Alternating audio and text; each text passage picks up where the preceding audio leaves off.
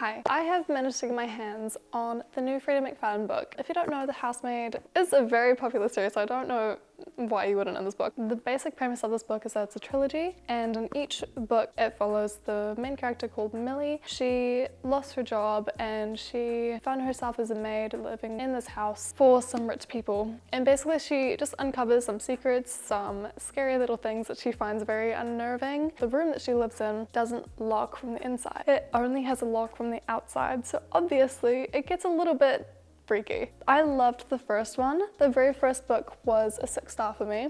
The second book in the series was around a 4.5 star for me. Not as good as the very first one, but it's still an amazing book and I would definitely recommend continuing it. This is going to be spoiler free, so anyone can watch it, and I don't like spoiling things for people. 24 pages into this book, chapter 4, by the way. These chapters are very, very, very short. Yeah, you can tell they're very, very short chapters.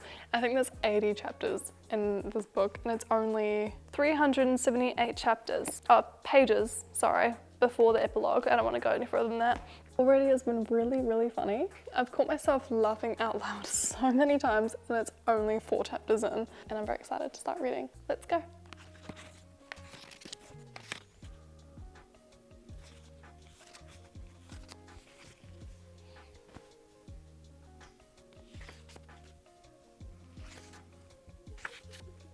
Ooh.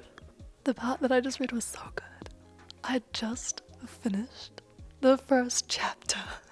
It's already spooky and eerie, but it's so good. Let me adjust.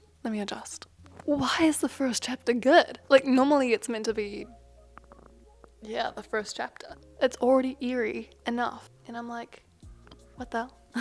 I don't think her husband knows anything about her past.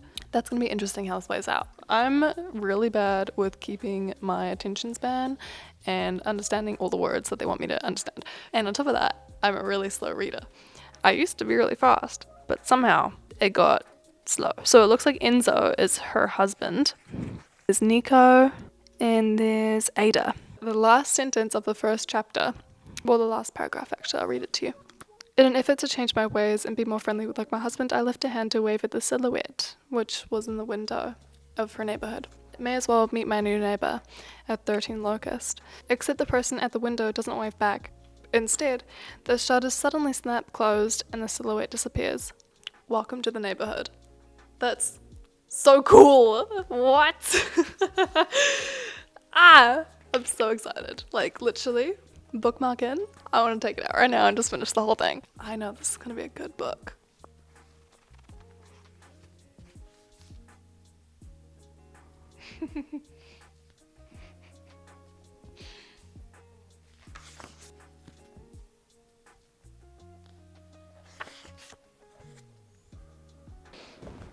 Good morning. It's now the next day and I've read 106 pages. I'm on chapter 18, I believe. Everything is going pretty good so far. So we've just gotten into the house, we've all moved in, everyone's gaining a little bit of suspicion, the neighbors are a little bit odd. One neighbor is flirting constantly with her husband and the other neighbor is just putting her child on a leash. So it's quite different in scenarios. The thing is though, I realized who Enzo is, and Enzo was in the last book, The Housemaid's Secret, and he used to be a gardener, I believe, for the rich people that she used to work for. He basically helped her do her job.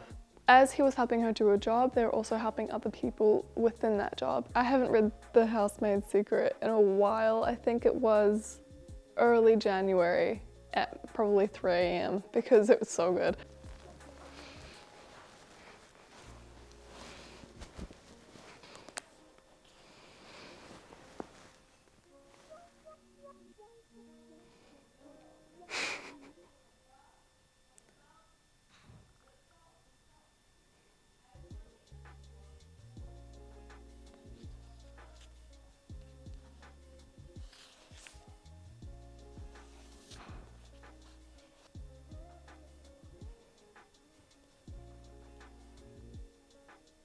What the fuck?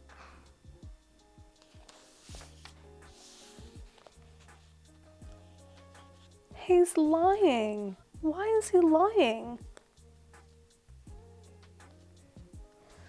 What? No. It's not even like the scary part. It's just a trope that I am not very fond of. I also just hate lying in general. I can't, when it comes to this trope, or this potential trope, I don't actually know if it is happening, but I just don't like it. But this book is great. It's just that little small part, I'm like ticking my anger a little bit. Yeah. What the Preach.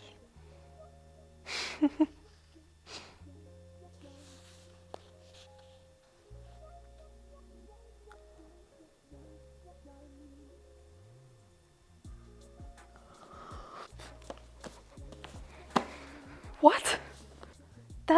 Huh?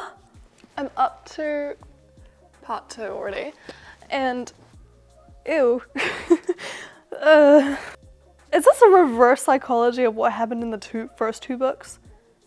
What? I'm confused. Anyway, I'm on chapter 42 now.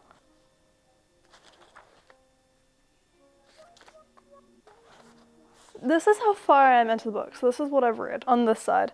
And this is how much I have to go. So I'm literally, when I started again, it was exactly 50% through. That was a good start to the second part of the book, which means this whole second part's gonna be crazy. And I love Freida McFadden's crazy, because her mind, it's funny, but it's crazy. I don't know how she does it. Ugh! Ooh. That's not good. No, don't do that.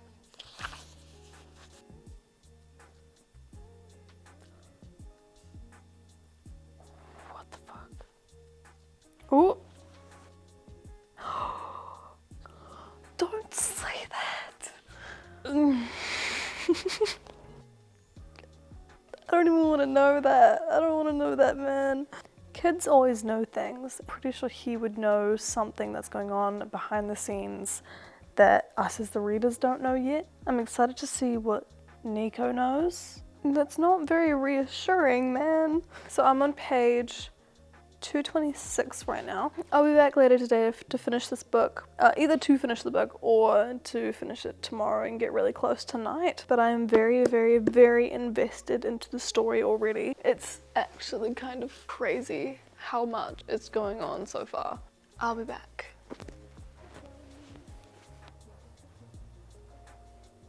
What?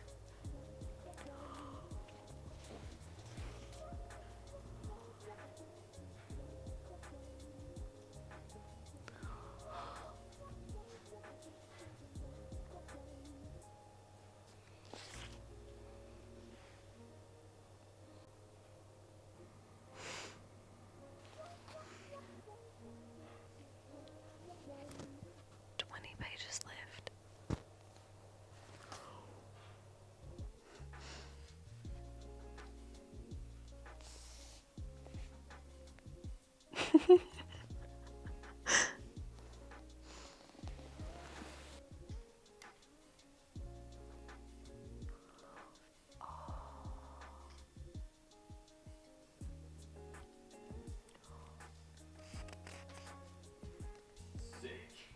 Yeah.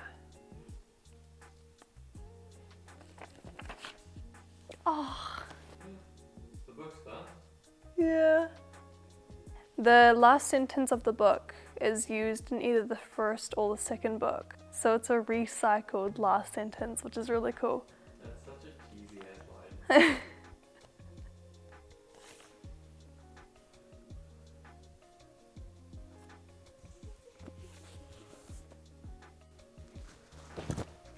As you can tell, I've just finished reading The Housemaid Is Watching. I felt so many emotions during this book. I was laughing, I almost cried, I was nervous for all of the characters. It was quite a bit of a roller coaster. The plotline of this book is a little bit different than the last two books. I can see why people can rate this a 3 stars instead. Millie and Enzo move into a new neighborhood where they can just afford the mortgage. They have 2 kids, Ada and Nico. Ada is 11 and Nico is 9. As I said earlier in the video, one of the neighbors were borderline obsessive over Enzo, while the other neighbor was carrying her child on a leash because she was worried read about a child that went missing a few towns over. Although Freida McFadden describes this book as a pulse-pounding thriller, I do not agree with that. At around the 60 to 70% mark, I would say around here, the thriller aspect does pick up quite quickly. There's a lot of suspected characters, a lot of lies, a lot of secrets that have been kept from us. So it is quite a slow burn thriller if you think about it. If you have all of this story, but this is all thriller, it's not what you would expect for a normal thriller.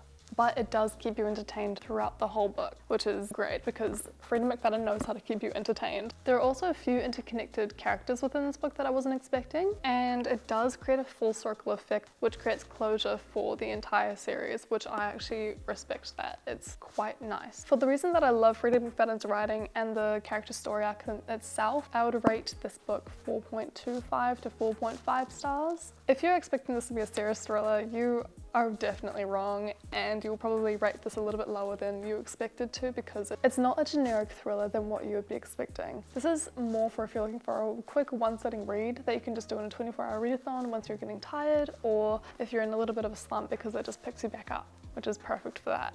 With all that being said, I'll definitely recommend anyone to read this series. There is a little bit of spice, I think, in the first book, but other than that, there's not really much at all. Thank you so much for coming along and watching my reactions towards this book and the ending of the series. I wish that I had my reactions for the first two books, but unfortunately I don't unless I want to do a reread, which would be quite nice. With all that being said, thank you so much for watching, and bye.